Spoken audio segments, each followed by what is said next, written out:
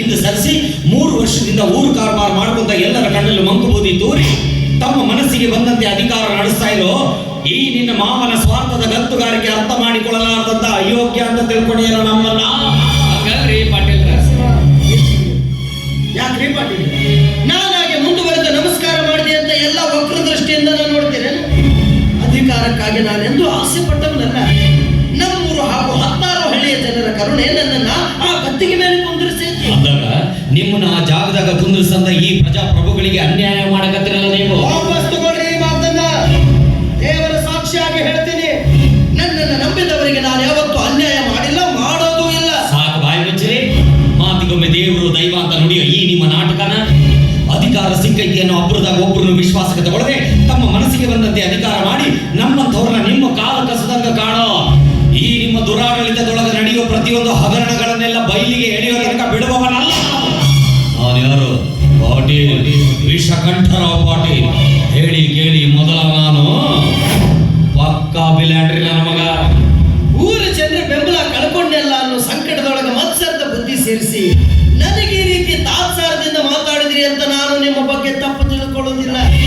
ಯಾಕಂದ್ರೆ ಮಾನವ ನಿರ್ಮಿತವಾದ ನ್ಯಾಯಾಲಯದೊಳಗ ಅಪರಾಧಿನ ನಿರಪರಾಧಿ ಸ್ಥಾನದಾಗ ನಿಲ್ಲಿಸಿ, ನಿರಪರಾಧಿನ ಅಪರಾಧಿ ಸ್ಥಾನದಾಗ ನಿಲ್ಲಿಸಿ ನಾನೇ ಗೆದ್ದೆ ಅಂತ ತಮ್ಮ ಮೇಲೆ ತಾವ ಚಪ್ಪರಿಸಿಕೊಳ್ಳೋ ಮೂರ್ಖರು ಸಾಕಷ್ಟು ಜನ ತುಂಬಿಕೊಂಡಾರೆ ಈ ಪ್ರಪಂಚದಾಗ. ಆದ್ರೆ ದೇವ ನಿರ್ಮಿತವಾದ ನ್ಯಾಯಾಲಯದೊಳಗ ಧರ್ಮದಿಂದ ದುಡಿದವರು ಮಾತ್ರ ಗೆದ್ದಿತಾರ ಅಂತ ಎದೆ ತಟ್ಟುಕೊಂಡು ಹೇಳೋ ಭೂಪತಿ ಗಂಡ ನಾನನ್ನೋದನ್ನ ಯಾವ ಕಾಲಕ್ಕೂ ಮರಿಬ್ಯಾಡ್ರಿ. ಮಾತಾಡ್ರಿ, ನಿಮ್ಮ ಬಾಯಿಗೆ ಬಂದಿದ್ದ ಮಾತಾಡ್ರಿ. ಹೊತ್ತು ಕೂಡಿ ಬಂದಾಗ ತಾನ ಗೊತ್ತಾಗತ್ತ ಯಾರು ಭೂಪತಿ ಗಂಡು ಯಾರು ಬೆಂಕಿ ಚಂಡು ಅನ್ನೋದು. ನಿಮ್ ಜೊತೆ ಮಾತಾಡ್ಕೊಂಡ್ರೆ ನನ್ನ ಪುರ್ಸೋದಿಲ್ಲ, ಬರ್ತೀನಿ. ನೋಡ್ರಿ ಪಾಟೀಲ್, ಸುತ್ತ 10 ಹಳ್ಳಿಯ ಜನರ ಪಾಲಿಗೆ ನಾವಿಬ್ರು 2 ಕಣ್ಣಿದ್ದಂಗಂತ ಜನ ನಮ್ಮಿಬ್ಬರನ್ನು ಹಾಡಿ ಹೊಗಳ್ತಾರೆ. ಇಂಥದ್ರಾಗ ನಾನಾಗಿ ಮುಂದುವರೆದು ನಿಮ್ಮ ಸ್ನೇಹ ಬಯಸಾಕ್ ಬಂದ್ರ ನೀವೇನೇನೋ ತಪ್ಪು ಕಲ್ಪನೆ ಮಾಡಿಕೊಂಡು ನನ್ನನ್ನ ಈ ರೀತಿ ತಿರಸ್ಕಾರದ ದೃಷ್ಟಿಯಿಂದ ನೋಡ್ತಿರಲ್ಲ. ಯಾಕೆ? ಅದನ್ನ ನೀವು ತಿಳ್ಕೊಬೇಕ್ರಿ, ನೀವು ತಿಳ್ಕೊಬೇಕು. ಯಾಕಂದ್ರೆ ಇಡೀ ಕಾಡಿಗೆಲ್ಲ ಸಿಂಹ ಒಂದೇ ರಾಜನಾಗಿರುತ್ತೆ. ಹಂಗ ಈ ನಾಡಿಗೆ ನೀವು ಒಬ್ಬರೇ ರಾಜನಾಗಿ ಮೆರಿಬೇಕು ಅನ್ನೋ ದುರಾಸೆ ನಿಮಗೆ ಯಾಕೆ?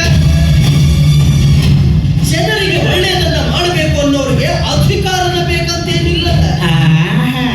ಇದ ಮಾತನ್ನ ನಾನ್ ನಿಮಗೆ ಕೇಳಿದ್ರೆ ನೀವು ನನಗೇನಂತ ಉತ್ತರ ಕೊಡ್ತೀರಿ? ನಮ್ಮೂರು ಹಾಗೂ 16 ಹಳ್ಳಿಯ ಜನರ ಆಶೀರ್ವಾದದಿಂದ ನನಗಿದು ಬಯಸದೆ ಬಂದ ಭಾಗ್ಯ ಅಂತ ಗಂಟ ಘೋಷವಾಗಿ ಹೇಳ್ತೀನಿ. ಅಂದ್ರೆ ನೀವು ಊರಿಗೆ ಬೇಕಾದವರು, ನಾವು ಬ್ಯಾಡದವರು ಅಂದಾಗ ನಾನು ಕೂಡ ನಿಮ್ದೇನ್ರಿ ಮಾತು. ಬರ್ತೀನಿ. ಆದ್ರೆ ಒಂದು ಮಾತು ಚೆನ್ನಾಗಿ ನೆನಪಿಗಿಟ್ಟುಕೊಳ್ಳಿ. ಅತಿ ಎತ್ತರಕ್ಕೆ ಏನಿದು ಒಂದಲ್ಲ ಒಂದು ದಿನ ಬಾಗಲೇಬೇಕು ಅನ್ನೋದನ್ನ ಯಾವ ಕಾಲಕ್ಕೂ ಮರಿಬೇಡ್ರಿ. ತೆನೆ ಬಿಟ್ಟ ಪೈರು ಬಾಗುತ್ತದೆ, ಕೊನೆ ಬಿಟ್ಟ ಬಾಳೆಯೂ ಬಾಗುತ್ತದೆ, ಫಲ ಬಿಟ್ಟ ಮರದ ಕೊಂಬೆಯೂ ಬಾಗುತ್ತದೆ. ಆದ್ರೆ ಜಗತ್ತಿಗೆ ಏನನ್ನು ನೀಡದ ಈ ಜಂಬದ ಜೀವ ಮಾತ್ರ ಬೀಗುತ್ತದೆ. ಆದ್ರೆ ನನ್ನ ತಿಳುವಳಿಕೆಯ ಪ್ರಕಾರ ಬಾಗುವುದು ಸದ್ಗುಣ, ಬೀಗುವುದು ಸದ್ಗುಣವಲ್ಲ. ಬಾಗುವುದೇ ಸದ್ಗುಣ, ಶ್ರೇಷ್ಠ ಗುಣ. ಸದ್ಗುಣ, ದುರ್ಗುಣ, ಶೇಷ ಗುಣ, ನಿಜ ಗುಣ, ಪಾಲ್ಗುಣ, ಮಲಗುಣ ಎಲ್ಲ ನೀವೇ ಇಟ್ಕೊಳ್ಳಿ. ಎದಕ್ಕೆ ಕಾಡ್ತೀವೋ ಯಪ್ಪ, ಕೈಗಿಲ್ಲ ಹೋಗ ಕಡೆ ಎಂಟಿ ಮಾಡದೆ ಮಾಡಕತ್ತೀರಿ. ಬರ್ರಿ, ಮಾತಿಗೆ ಮಾತು ಬೆಳೆಸಿ ಮನಸ್ಸು ಮುರ್ಕೊಳ್ಳೋದು ಬೇಡ. ಆಗಿರೋ ಸಂತೋಷನ ಇಬ್ರು ಹಂಚ್ಕೊಳ್ಳೋಣ. ನಾಳೆ ನನ್ನ ಮನೆಯಾಗ ನನ್ನ ಹೆಂಡತಿಯ ಸೀಮಂತ ಕಾರಣ ಆ ಕಾರ್ಯಕ್ರಮಕ್ಕೆ ನೀವು ಕುಟುಂಬ ಸಮೇತರಾಗಿ ಬರಬೇಕು ಅಂತ ನಾನು ನಿಮ್ಮಲ್ಲಿ ವಿನಂತಿ ಮಾಡ್ತೇನೆ. ಏನಂದ್ರಿ? ಸೀಮಂತ ಕಾರಣ? ಹೌದು, ನನ್ನ ಹೆಂಡತಿಗ ಚುಚ್ಚಲು ಬಸ್ರಿ ಈ ವಿಷಯ ನಿಮಗೆ ತಿಳಿಸಿ ಆಮಂತ್ರಣ ಪತ್ರ ಕೊಟ್ಟು ಬಾ ಅಂತ ನರಸಿಂಹನ ನಿಮ್ಮ ಮನೆಗೆ ಕಳಿಸ್ಬೇಕಂತ ವಿಚಾರ ಮಾಡಿದ್ದೆ. ಅನಾಯಾಸ ದಾರಿಯಾಗಿ ನೀವ ಸಿಕ್ಬಿಟ್ರಿ. ಅದಕ್ಕೆ ನಾನು ನಡಿ.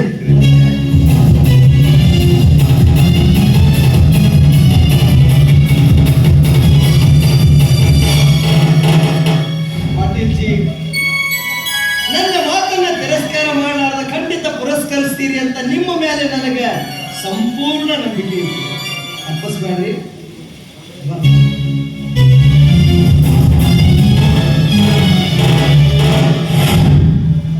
ಅಲ್ರಿ ಪಾಟೀಲ್ರ, ಉರಿಯೋ ಬೆಂಕಿಗೆ ತಣ್ಣೀರ್ ಹಾಕಿ ತಣ್ಣಗೆ ಮಾಡುವಾಗಲ್ರಿ ಅವರು. ಯಾವ ಟೈಮ್ನಾಗ ಏನೇನು ನಡಿಬೇಕು ಅಂತ ವಿಧಿ ಬರೆದಿರ್ತಾನೆ ಅಂದ ಮೇಲೆ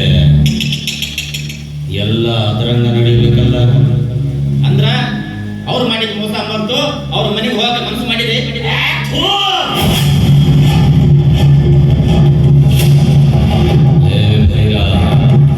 ಒಮ್ಮೆ ಉಗುಳದಂತ ಉಗುಳನ್ನ ಮತ್ತೆ ಯಾರಾದ್ರೂ ವಾಪಸ್ ತಗೋತಾನೇನು?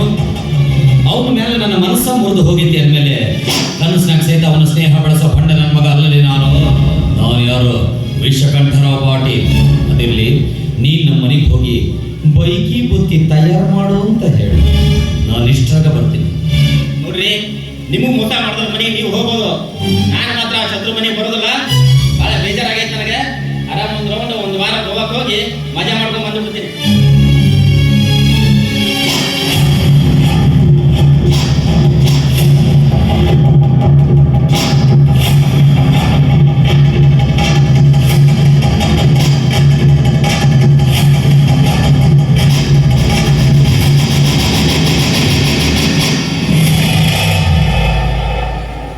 ನೋಡಿ, ನನ್ನ ಬದ್ಧ ವೈರಿ ಪರಮೇಶ್ವರ್ ದೇಶಮುಖ್ನ ಮನೆಯಲ್ಲಿ ಸೀಮಂತ ಕಾರಣ ನಾನು ಯಾರ ಮನೆ ಸರ್ವನಾಶ ಮಾಡಬೇಕು ಅಂತ ಪಣ ತೊಟ್ಟು ನಿಂತೀನೋ ಅವನ ಮನೆಯ ವಂಶದ ಕುಡಿಯ ಬೇರು ಚಿಗುರೊಡೆಯಕತ್ತೈತಿ. ಅವನ ಹೆಂಡತಿ ಹೊಟ್ಟೆಯಾಗ ಮೊದಲು ಆ ಬೇರನ್ನ ಬುಡದ ಸಮೇತ ಕಿತ್ತು ಹಾಕ್ಲ. ಊರ ಜನರ ಬೆಂಬಲ ಪಡೆದು ನನ್ನನ್ನು ಮೂಲು ಗುಂಪು ಮಾಡಿದ ಈ ಪರಮೇಶ್ವರ್ ದೇಶಮುಖ್ನ ಕತ್ತಿ ನಂಬಿಸ್ಬಿಟ್ರ.